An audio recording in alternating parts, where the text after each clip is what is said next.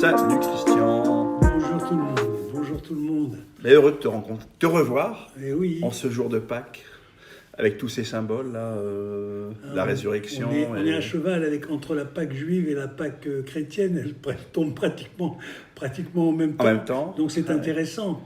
Voilà. Et en plus un mois de Ramadan. Donc En on a plus, le mois de Ramadan, donc c'est tout se complètement- chevauche. Tout se chevauche, magnifique, c'est pas un hasard. Il n'y a pas de hasard. Il n'y a non pas plus, de hein. hasard. Il y a Sachant pas que de quand hasard. ça se chevauche à un moment important, puisqu'on est encore dans la constellation du Bélier, où c'est un redémarrage en fait en Bélier, puis on va avoir une nouvelle lune, une deuxième nouvelle lune en Bélier encore.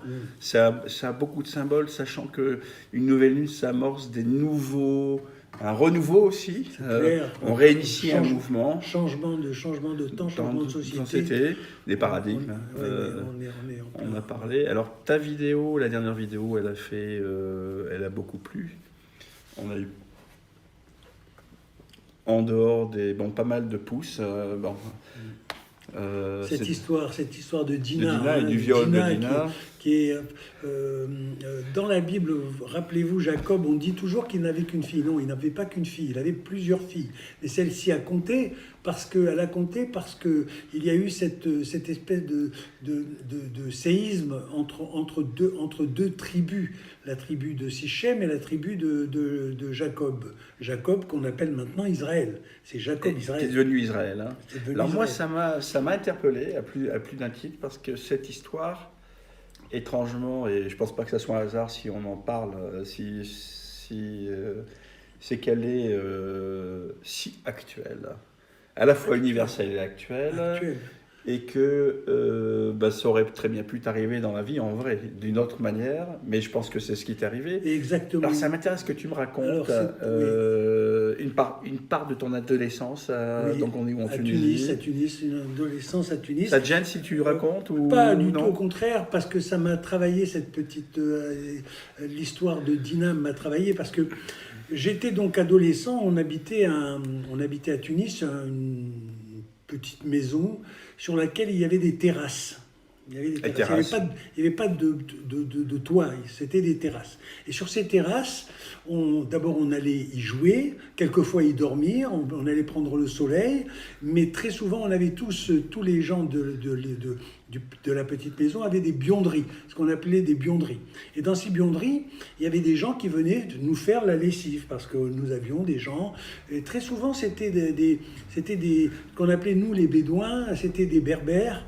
Et on avait dans la famille, on avait une femme qui nous suivait depuis très longtemps, qu'on employait depuis très longtemps, qui nous faisait notre ménage, employé de maison, employé de maison qu'on aimait particulièrement parce que on avait grandi avec. Et voilà, c'est partie de la famille, elle fait partie de la famille. Hein, et cette femme, un jour, elle vient voir ma mère et elle lui dit, écoute, j'ai ma fille qui vient de se marier, qui est une très jeune fille, une très jeune femme qui vient de se marier et elle cherche du travail. Évidemment, ma mère lui dit, mais oui, évidemment, elle va travailler, et on va lui donner comme emploi le fait de laver le linge qu'on étendait sur ces terrasses. Alors il faut savoir, hein, c'était la Tunisie, donc ces terrasses toutes blanches avec des volets bleus, il faisait très chaud, donc on étendait ce linge et c'était la laveuse, on appelait ça des laveuses. Et donc cette maman vient nous amener sa jeune femme sa fille qui venait de se marier. Elle venait de se marier. Et alors on lui pose des questions. Elle s'est mariée avec qui? Ben écoute, on a trouvé un monsieur, et ce monsieur, c'était incroyable, c'est un employé de mon père. Alors donc coïncidence. Ils sont tunisiens, eux. Eux, ils sont tunisiens et musulmans. Musulmans, évidemment. D'accord, Tunisiens, musulmans. Et eux, les femmes, c'était ce qu'on appelait, nous, des bédouines. C'est-à-dire que c'était des berbères. C'était des berbères du sud de la Tunisie qui venaient travailler à Tunis. Et nous avions donc un point commun avec cette femme qui travaillait avec nous depuis très longtemps, et elle nous amène sa fille. Évidemment, moi j'avais l'habitude de monter sur cette terrasse régulièrement avec mes petits copains. Et cette petite, elle arrive, cette petite jeune femme, et là, je la regarde et... Et comme... Dina et le prince, Tout à fait on est dans pareil. quelque chose de similaire. Tout à fait. C'est pour ça que je tenais à raconter cette histoire. Ça a été un petit peu une histoire qui m'a marqué à vie. Et moi, je la regarde, elle a des yeux noisettes clairs comme ont les berbères, et elle était voilée. Et quand elle rentrait chez nous, elle se dévoilait. Dévoilé, oui. Et au moment où elle se dévoile, C'est ben, je découvre une très très jolie femme. Elle était magnifique, avec ses yeux de noisette, ses longs cheveux bouclés. Et toi, t'as quel âge à ce moment-là? J'ai 17 ans. T'as 17 ans, oui, donc là... Et elle aussi, elle a 17 ans. Ouh. Je l'ai appris après. Oui. Et il se passe quelque chose de magique. Vous savez ce que c'est. Il se passe quelque chose de magique entre nous. Et attention, on n'est pas du même milieu, on n'a pas la même religion, on n'a pas le même position sociale. Voilà. Et là, il se passe quelque chose. Évidemment, L'interdit qui est... entre vous l'interdit. On est en plein interdit. Et moi je garde le secret. deux. Oui. Et elle aussi, elle garde le secret. Mais il ne se passe rien. Et de temps en temps, comme j'aimais bien la regarder, je montais comme ça, sur la terrasse, me balader, et je la voyais laver son linge. Et alors là, les émotions commencent, parce qu'elle lave le linge et elle se mouille. Et comme le tissu collé à sa peau, son odeur de bois et d'épices. Dangereux, hein. Et ce qui se passe petit à petit, on se rapproche, T'attaches. on s'attache, Vous avez discuté ou pas? Ou On a discuté. Tu discutais, on a discuté, elle parlait mal le français, et moi je parlais l'arabe à l'époque, donc on commence à se faire du charme tous les deux. Et tout ça, ça reste secret. Personne n'est au courant. Personne n'est au courant. Et il se passe ce qui se passait, c'est-à-dire une espèce de passion entre nous, la passion de deux jeunes gens de 17 ans, moi avec le sang, la force machin, de l'âge. et elle, une femme qui avait déjà connu la sexualité parce qu'elle avait un mari. Alors son mari avait, à l'époque, je me souviens parfaitement, il avait 45 ans, et elle en avait 17. Et je ne sais plus si c'était sa deuxième femme, je crois que c'était sa deuxième femme, mais je suis pas sûr. Et en fait, il commence entre ces deux êtres de cultures complètement différentes, il se passe un truc magique. Et la passion. Et moi, elle me prend la tête, et elle, je la voyais.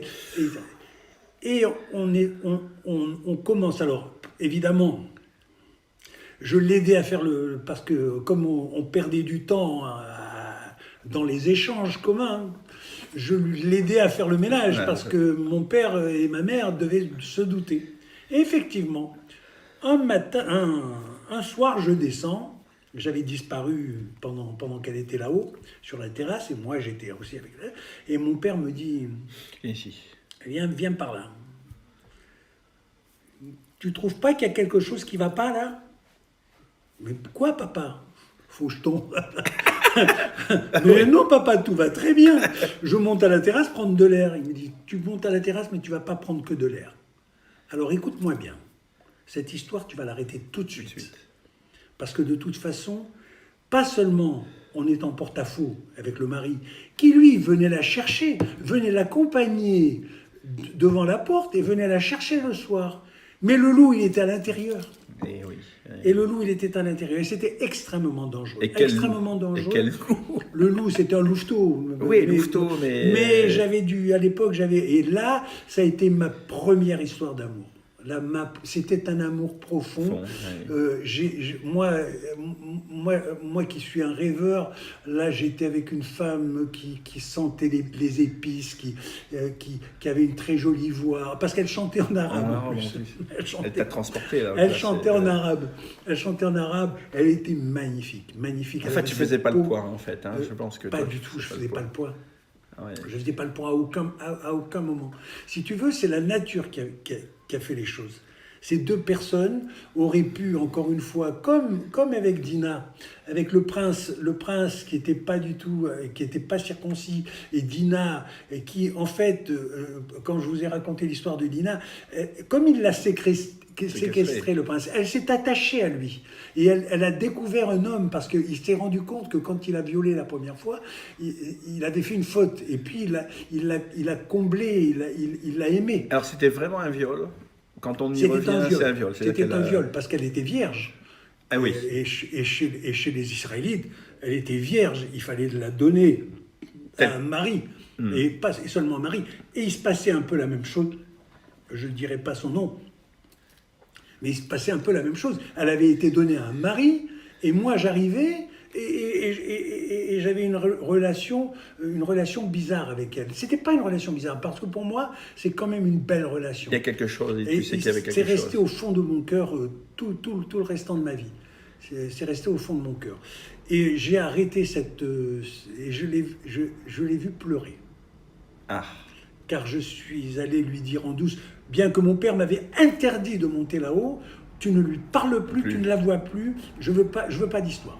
Lui, il avait remarqué... Il avait remarqué, évidemment. Mon père était un homme extrêmement dur avec nous. Et ta mère aussi, non? Ma mère, elle n'avait rien vu, puis elle me pardonnait tout. Alors, de toute façon, ma mère, elle me pardonnait tout. Mais mon père, non. Mon père, il a... Et c'est une histoire... Alors, c'était la fin. Hein. Nous sommes rentrés en France, nous. Mais moi, mon pays d'origine, c'est la Tunisie. Ah, donc, c'est la Tunisie. Et il y avait une rupture qui se passait.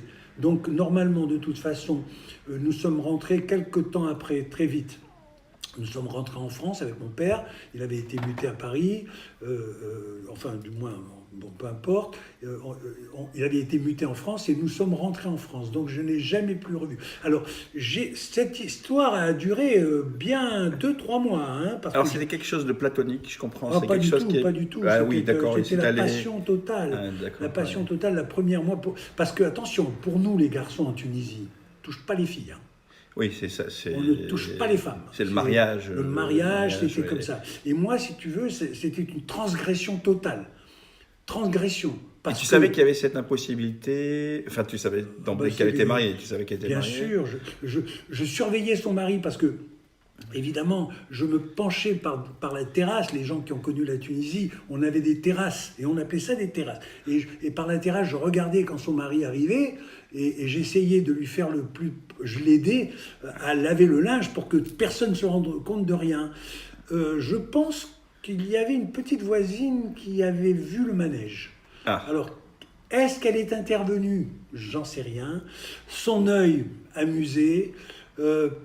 Voilà. Donc, il faut bien comprendre que là-bas, chez nous, en Tunisie, on ne touchait pas les filles. Et les garçons encore moins. C'est vrai qu'il se passait beaucoup de choses, de terrasse à terrasse. Pas les filles, mais les terrasses, voilà. Ouais. Et sur cette terrasse, il s'est passé plein de choses. Toute notre enfance, on l'a passé sur cette terrasse, on jouait au football, on passait de terrasse en terrasse avec les copains, on se connaissait tous hein, dans le quartier. On se connaissait tous, on se mélangeait. Donc, dans une vidéo précédente, j'avais dit et oui, l'amitié, elle y était. L'attachement, il y était. Mais pas de sexualité. Pas de sexualité. Ça, c'est la barrière. C'était la barrière. C'était pas possible. Les musulmans ne se mariaient pas avec les autres Européens et les Européens ne se mariaient pas avec les musulmans. Et c'était comme ça. Et parce que tout le monde avait ses traditions. Et chez nous, c'était très dur. Alors maintenant, au-delà de la tradition, alors je vais poser la question au motard, à l'homme que tu es, avec toute sa sagesse. Si ça avait été à refaire, on refait un...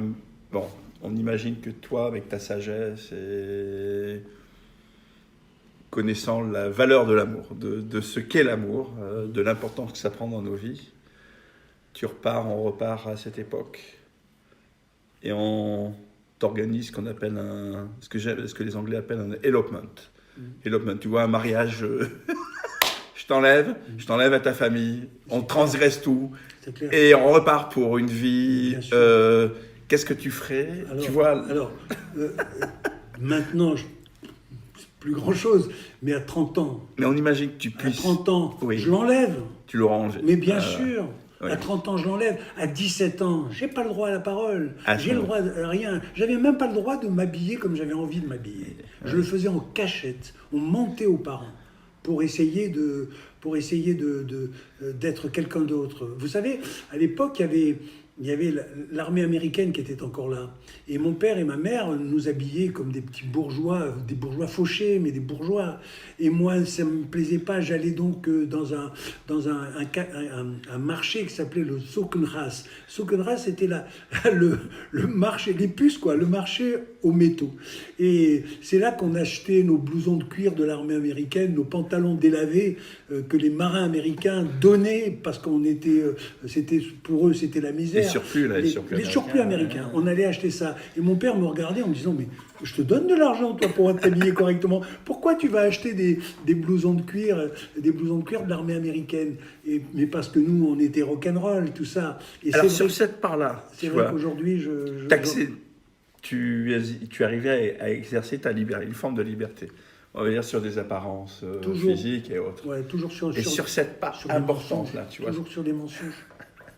Sur cette part-là, Ouais. cette part-là qui est... Oui.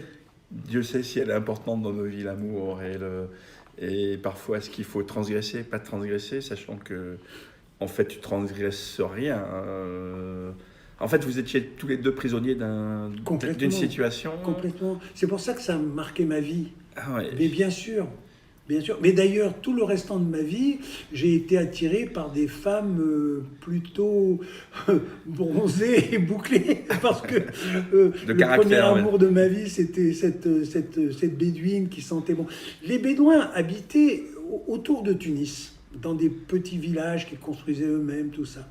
Mais c'était des gens extrêmement généreux, très propres sur eux-mêmes, ils se lavaient énormément, tout ça, mais ils avaient une odeur d'épices.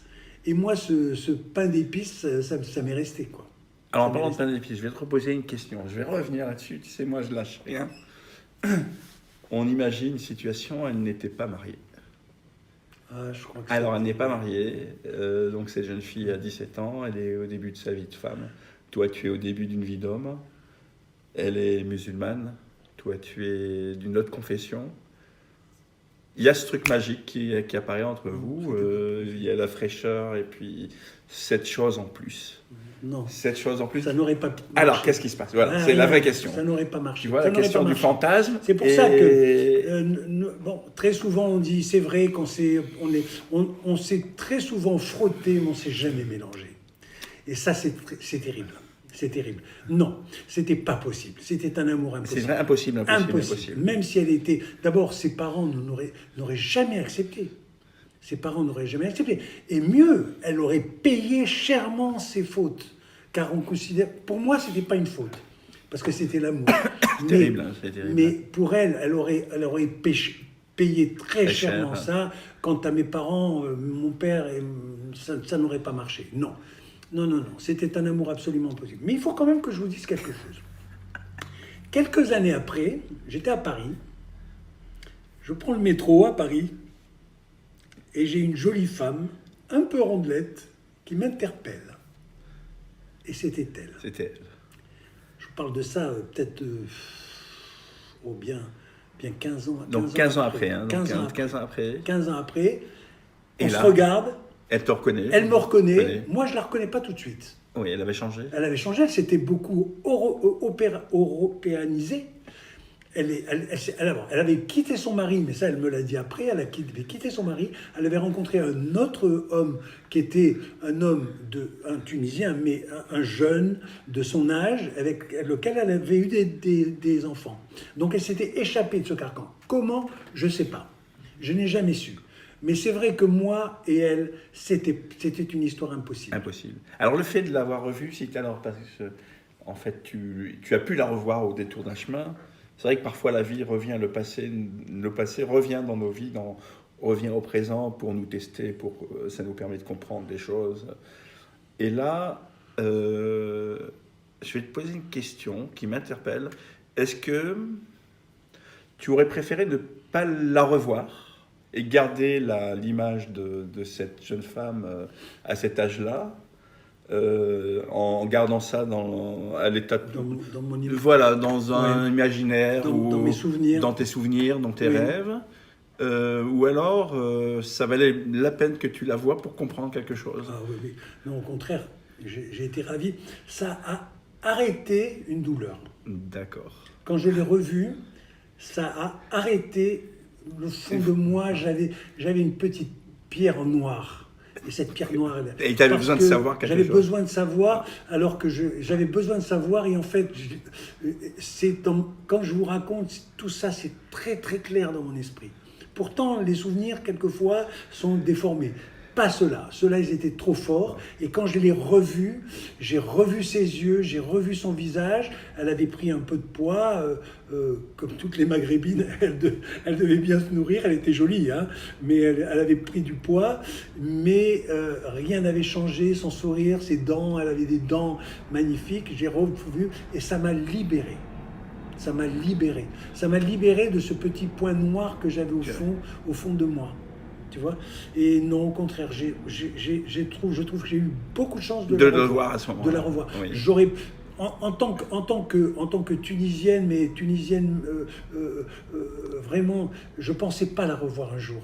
Moi, je pensais que c'était ce qu'on appelait, nous, les Bédouins. Les Bédouins, c'était des Tunisiens du Sud qui montaient à Tunis pour travailler. Et jamais j'aurais cru qu'un jour je la rencontrerais. Et en fait, je l'ai rencontrée à Paris. Elle m'a expliqué, dans le métro, elle m'a expliqué qu'elle était remariée, que son mari travaillait en France et qu'elle avait eu 2 enfants, mais qu'elle avait de merveilleux souvenirs avec moi. Ce qui m'a rassuré. Oui. Elle me dit, tu te souviens les moments qu'on a passés? Oui, on a passé des moments formidables. Je voulais vous raconter cette histoire parce que c'est l'histoire de toujours de deux, on va dire, de cultures qui s'entrechoquent. Parce que c'est vrai que nous, qui étions, voilà, on était mélangés, mais on se frottait, mais on s'unissait pas. Et on imagine que vous ayez été de même confession. Ah là, ça aurait posé un autre problème. Parce qu'elle était mariée. Elle était mariée. Et cela dit, elle était mariée. a su se libérer. Puis elle était, oui, non, mais elle avait 17 ans, même pas. Je crois qu'elle avait, 16-17 ans. Elle devait avoir à l'époque. On n'avait pas droit à la parole. On était en Tunisie, comme au Maroc et en Algérie. Les parents, c'était eux qui nous mariaient, c'était eux. Bon, pour moi, ça n'a pas beaucoup changé, parce que quand on est arrivé en France, mon père a relâché légèrement l'étau qui était sur nous. L'étau qui était sur nous. D'ailleurs, moi quand on est arrivé en France, j'ai été très surpris, parce que en Tunisie, personne ne me draguait. On ne draguait pas. Et en France, les femmes ont commencé à me dire « Ah, t'es mignon, d'où tu viens ?» Moi, tu t'intéresses. Tu t'es ouvert à autre chose. Oui, comment ça se fait qu'une femme peut s'intéresser à moi? On avait tellement cette façon de penser qui était comme ça et pas autrement. Et les interdits et les règles. Les interdits, les règles, les machins. Effectivement. Et là, j'ai découvert la France avec toutes ces belles filles on allait en boîte, elles nous embrassaient. Mais jamais en Tunisie on embrassait sur la bouche. Jamais. C'était un crime. On ne touchait pas. On ne touchait pas. Alors, on fricotait un peu avec les cousines, mais voilà. Voilà. Histoire de. Voilà. Et pour moi, j'avoue que ce premier contact physique, attention, ça a été un contact physique, c'était magnifique. Moi, je pense que ça m'a apporté. C'est pour ça que toute ma vie, j'ai tellement aimé l'amour, et l'amour physique aussi, parce que probablement j'ai bien commencé. Tu veux que je te raconte une belle histoire, si je peux, si tu m'autorises, dans le cadre de ta chaîne. J'ai une amie dont la mère est... Je crois qu'elle est décédée maintenant. Elle devait avoir elle est décédée, néerlandaise. Alors, elle était indonésienne et elle a connu les camps d'internement japonais. Aïe. Voilà.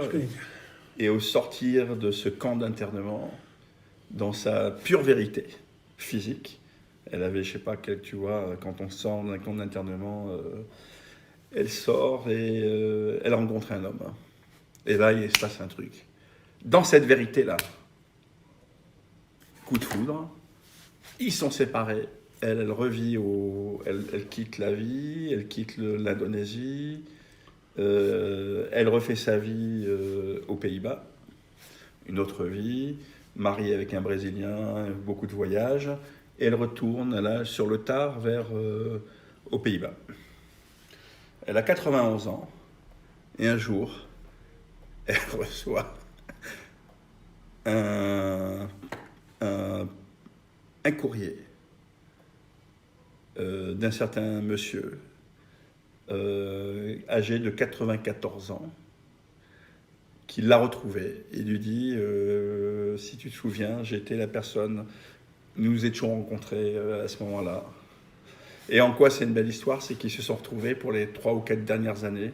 Ils l'ont partagé ensemble à cette période-là. Il n'y a pas de hasard. Incroyable. Et donc ça, c'est des vraies belles histoires.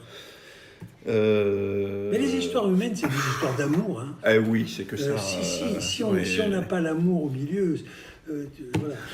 Là, pendant que tu me parlais, si jamais je la revoyais aujourd'hui, non. Aujourd'hui, alors contrairement, c'est une différence, parce que moi j'ai vécu d'autres amours et je vis aujourd'hui une très belle histoire que j'ai pas du tout envie de donc de la reconnaître. Elle est restée, si tu veux, importante et dans le passé, mais dans le passé, uniquement dans le passé. Et de plus, quand on s'est aperçu tout au long du XXe siècle combien ces sociétés différentes se sont tellement entrechoquées et que ça continue aujourd'hui. Voilà. Sachant que nous avons le devoir d'être heureux. Oui, c'est clair. Et donc d'aimer, puisque voilà. Oui, d'aimer. Et ça passe aussi par l'apprentissage d'aimer, de savoir ce que c'est. En fait, est-ce que ça s'apprend pas, hein, c'est quelque chose qu'on reçoit. Tu sais, c'est une grâce, je pense. Tu as des gens qui, toute leur vie, passent à côté de l'amour. Ouais, c'est une grâce. Mais absolument. C'est une grâce. Et puis en plus, je crois que c'est un savoir-faire aussi. Mais tu as des gens qui, toute leur vie, ne rencontrent jamais l'amour. Ça peut faire peur. Oui.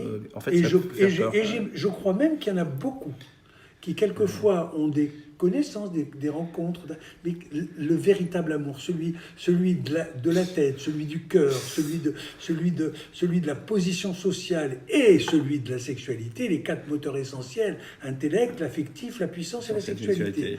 Et c'est un couple parfait, c'est ça. C'est quand on a au moins ces 4, je dis bien au moins ces 4 moteurs essentiels, l'intellect, l'affectif, la puissance, c'est-à-dire la position qu'on a dans la société, et la sexualité, notre bestialité. Ce côté qu'on a, on ne s'explique pas pourquoi on a envie d'embrasser la personne qui est en face. Voilà. Moi, je pense que l'équilibre d'un couple, c'est ça. C'est ça, oui. C'est essentiel. Et de préserver ça comme le feu. C'est un feu sacré. Et il y en a qui ne savent pas le faire.